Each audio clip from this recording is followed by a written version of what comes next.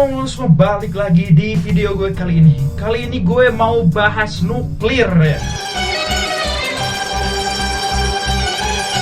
Bila bom nuklir diledakkan, akan musnah kehidupan di bumi.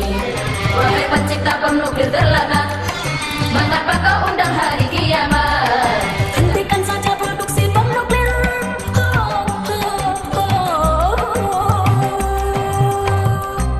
Nerima atau enggak, kita ini sedang dihadapkan dengan konflik perang yang mungkin ujung-ujungnya bisa terjadi perang nuklir, di mana Bapak Putin terhormat kita ya mau ngancem negara-negara yang emang mau ikut campur intervensi invasi mereka ke Ukraina dengan nuklir gitu.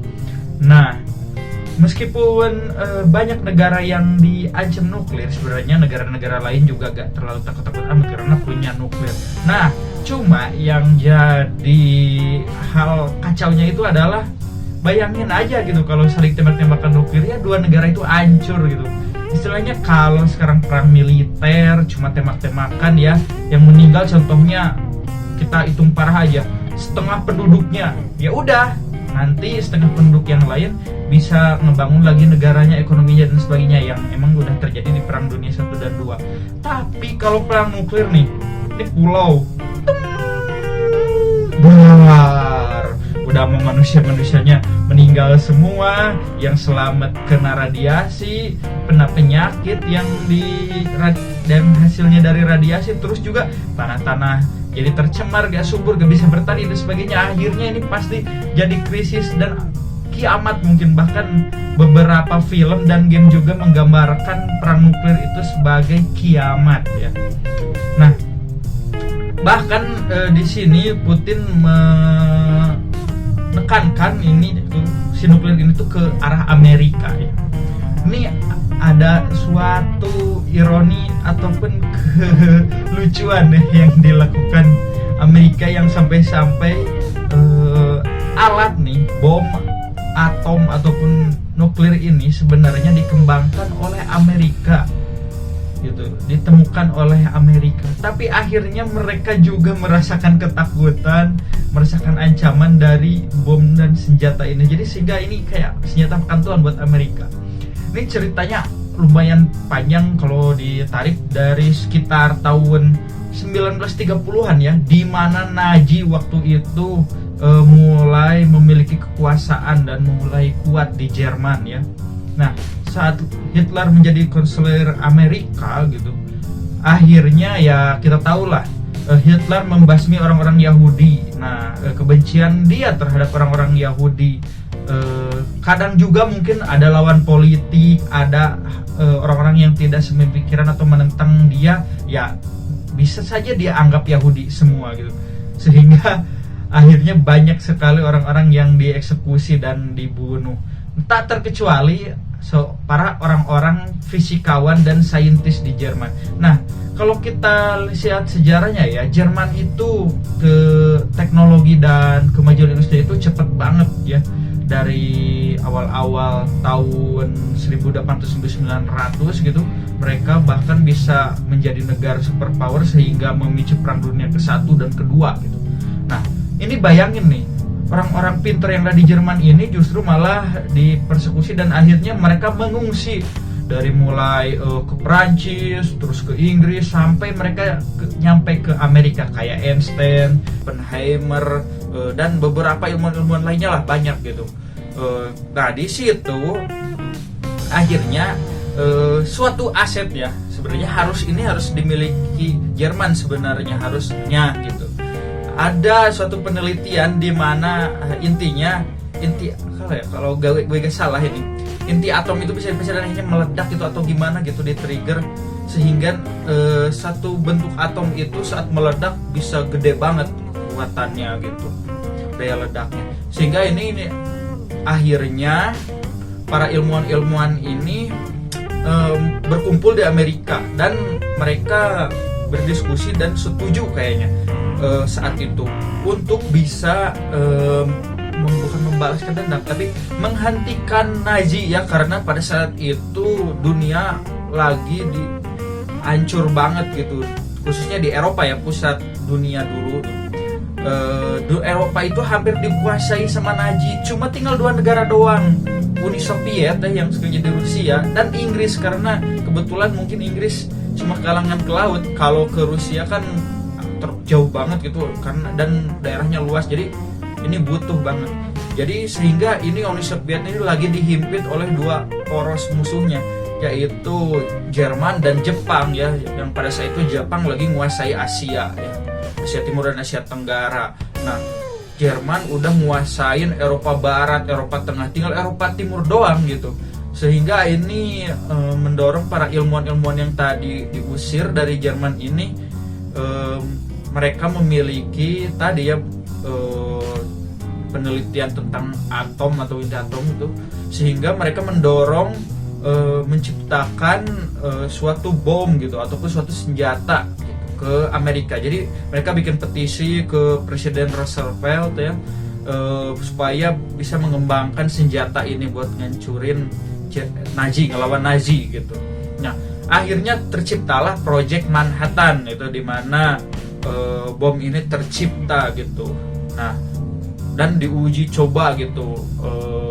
Gambarnya itu kalau kalian ya, tayangannya itu kayak bom itu dijatuhin boom di tengah laut, terus kayak meledak, asap-asapnya itu kayak bentuk jamur gitu dan sebagainya. Nah, itu pasti tayangan-tayangan itu kan kalian udah sering tonton. Nah, itu kan adalah cobaan pertama gitu pada saat itu. Akhirnya sukses tuh. Tapi setelah sukses, Jermannya malah loyo gitu dan mulai kalah gitu, karena mereka melakukan perang 2 poros dan intinya kalah lah Nazi ini. Nah, setelah Nazi lemah gitu, sebentar lagi mau dikalahkan. Nah, akhirnya justru Amerika ini menargetkan, karena salah satu kalau gak salah petinggi militer pada saat itu di Amerika melakukan permintaan ataupun memberikan instruksi pada presiden supaya senjata ini bisa dipakai untuk nyerang Jepang, karena menurut tentara Amerika dan pada saat itu mungkin sebagian warga Amerika, perang dengan Jepang ini udah terlalu abis-abisan gitu. Dari kejadian Pearl Harbor ataupun banyaklah pokoknya pulau-pulau di Asia Pasifik itu menjadi medan tempur, dan banyak cerita-cerita tragis gitu, kekalahan ataupun kemenangan yang terjadi melawan Jepang, sehingga akhirnya disetujuilah senjata nuklir ini untuk bisa ditembakkan ke Jepang. Nah, pada saat itu sebenarnya Elsa dan kawan-kawan itu malah memberikan petisi lagi supaya jangan sampai dipakai gitu bom ini untuk melawan Jepang, karena ini tujuannya untuk Jerman gitu tadinya, untuk Nazi. Dan Jepang kayaknya gak perlu lah untuk diberi nuklir, karena mereka juga udah terindikasi mau kalah gitu. Banyak negara-negara Asia Tenggara mulai lepas gitu setelah kekalahan Jerman juga gitu. Temennya Jepang pada saat itu. Sehingga janganlah ini bakal menimbulkan korban bla bla bla dan sebagainya gitu. Tapi ya namanya pemerintahan gitu ya susah lah. Kalau tentang ilmu pengetahuan dan sebagainya, akhirnya dibom lah itu, bom Hiroshima dan Nagasaki. Kalau gak salah namanya bomnya tuh Little Boy sama satu lagi Fat Man gitu atau apa itu. 2 bom itu dijatuhin dan akhirnya ya kita tahulah sampai Jepang itu kalah, karena pusat militernya kan ada di Hiroshima dan Nagasaki. Sampai kalah gitu, kalah tanpa menyerah tanpa syarat gitu. Parah banget kan, sampai-sampai banyak penduduk sipil yang nggak kena bom ya, mungkin sekitarnya kena radiasi, cacat, ada ibu-ibu yang lagi hamil keguguran, terus ada yang melahirkan tapi anaknya kena radiasi dan cacat juga, banyak juga yang umurnya jadi pendek karena meninggal, bahkan mutasi genetik dan aneh-aneh gitulah pokoknya. Nah, yang namanya kena radiasi nuklir ya. Nah, akhirnya disitulah Amerika membanggakan senjata mereka, senjata nuklir gitu, teknologi mereka yang paling maju gitu. Yang belakangan justru Soviet juga meniru karena perang dingin ya, Soviet juga pengen tuh punya senjata nuklir, sehingga akhirnya senjata nuklir ini yang tadinya dikembangkan Kanada, Amerika sama Inggris doang gitu, 3 negara ini akhirnya ditiru sama Soviet dan mungkin Prancis juga karena temennya Amerika, dan akhirnya seluruh dunia punya hulu ledak nuklir gitu. Nah, ini suatu ironi ya, dimana Amerika dulu menggunakan bom ini untuk kepentingan negaranya dan membanggakan negaranya. Nah, akhirnya justru bom ini sekarang menjadi ancaman. Beberapa kali ya, Amerika itu diancam nuklir ya, khususnya sama Korea Utara itu beberapa kali gitu. Ada roket balistik yang bisa nyampe Guam gitu. Ya, negara kecil gitu di Pasifik ya, yang hampir dekat ke Amerika. Terus juga Putin ya beberapa kali mengancam mau baik Eropa maupun Amerika. Bahkan kalau nggak salah ya, Perdana Menteri Inggris itu juga mengecam Putin, jangan ngancam bom gitu. Kamu udah ngancam 32 kali gitu Putin ini ngancam mau bom nuklir gitu, asal biar negara yang lain tidak mengintervensi politik Rusia gitu. Sebenarnya ini agak gimana ya, menurut gue ya ada plusnya juga sebenarnya. Kalau kalian mengikuti perang dingin, nah biasanya gitu, kalau ada serangan dari Rusia, kepentingan Rusia, nah Amerika biasanya juga nggak mau kalah. Contohnya yang terjadi di Afghanistan, yang terjadi di Suriah kemarin, yang ada terjadi di Irak, ya Iran dan sebagainya, banyak ya. Jadi intinya mereka gak mau kalah karena proxy war ini ya terutama dijalankan oleh kegiatan militer mereka untuk memberikan pengaruh yang besar ke politik dunia gitu.